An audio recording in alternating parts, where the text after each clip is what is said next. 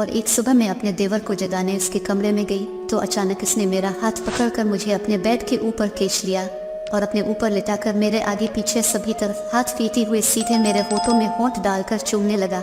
मैंने धक्का देकर उसे अपने से दूर किया और कहा, शर्म नहीं आती तुझे, मैं तुम्हारी भाभी हूँ। ये सुनकर उसने अपनी आंखें खोली और हंसते हुए कहा, सॉरी भाभी, मैं नींद में था और मुझे लगा मैं ख्वाब देख रहा हूँ। असल में मेरा देवर अभी सिर्फ 17 साल का था, इसलिए मैंने सोचा इस उम्र में ऐसे ख्वाब आना कोई बड़ी बात नहीं है। मेरे शौहर शादी के कुछ ही दिन बाद परदेश चले गए थे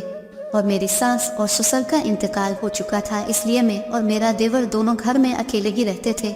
फिर इसी तरह एक दिन मैं अपने कमरे का दरवाज़ा बगैर लॉक किए कपड़े बदलने लगी और जैसे ही मैंने अपने सारे कपड़े उतारे तो तब ही अचानक मेरा देवर दरवाज़ा खोलकर सीधे मेरे कमरे के अंदर आ गया। मैं बगैर कपड़ों के इसके सामने खड़ी थी और इसकी नज़रें कभी मेरी छाती तो कभी नीचे की तरफ जा रही थी। मैंने अपने दोनों हाथों से अपनी छाती को ढक लिया और गुस्से से डांटते हुए इसे कमरे से बाहर चले जाने के लिए कहा। मुझे इस हालत में देखकर उसकी आंखें तो खुली की खुली रह गई।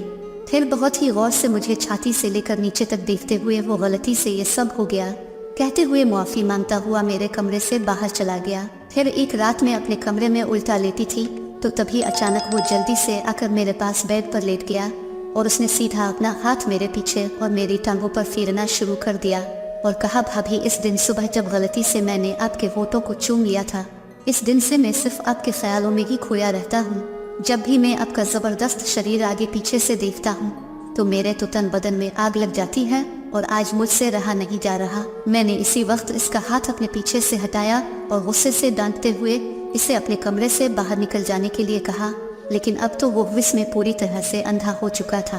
और उसने ज़बरदस्ती मुझे पकड़कर बेड पर सीधी कर लिया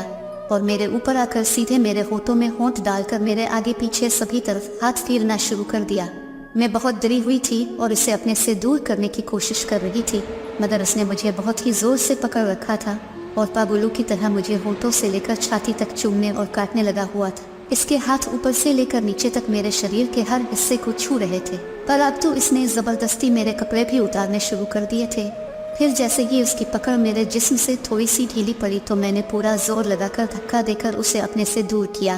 और भागकर अपने कमरे से बाहर आ गई और कमरे का दरवाज़ा बाहर से बंद कर दिया। फिर मैंने इसी वक्त अपने शौहर को फ़ोन करके पूरी बात बताई तो मेरे शौहर ने पुलिस को फ़ोन करके घर भेज दिया।